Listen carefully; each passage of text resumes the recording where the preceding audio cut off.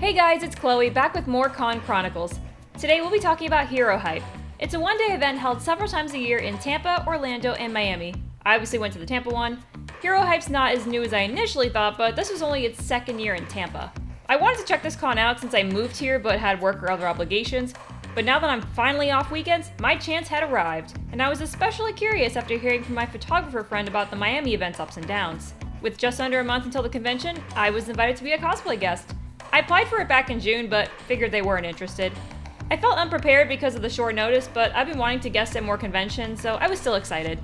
So I arrived at the Holiday Inn West Shore. It's a little tricky to get to since it's by the airport, but convenient if you were flying in for the event. The con was pretty cozy, tucked away in one corner of the hotel. I came in the wrong way and had to ask a hotel worker where the con was, but it was kind of cool, feeling like I was being led to some secret society because of how hidden it was. Anyway, we had two ballrooms, a bigger one for vendors and a smaller one for panels, with a U-shaped hallway that looped around to connect them. I was mostly in the panel room. I got to MC the cosplay contest and the lip sync battle, introduce panelists, and announce to the vendor hall when the next panel was starting. I'm realizing now this was the first con I've ever been to that didn't have any voice actor guests. There was one featured artist, but all the other guests were local cosplayers from the Tampa Bay and Orlando areas.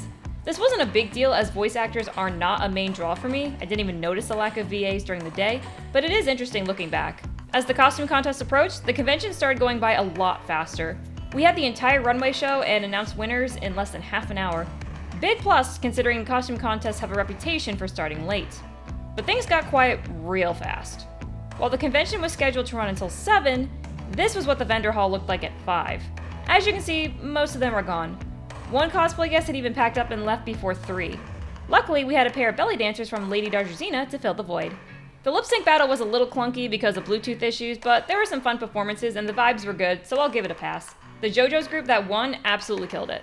So this was the smallest convention I've ever been to, but it provided an intimate experience that I appreciated. All of the cosplay guests went to each other's panels and hyped each other up, so the con did live up to its name in that sense. It's a good event for younger or new con-goers to get their feet wet, and for experienced ones to socialize and talk shop, with plenty of room to grow so it can catch up to its sister shows. For now, thank you to the organizing team for having me there. So that was Hero Hype. If you've been to any version of it, either in Tampa or another city, feel free to share your experience with it in the comments below. If you enjoyed this video, go and hit those like and subscribe buttons, ring the notification bell, and follow me on my other social media linked in the description. Until next time!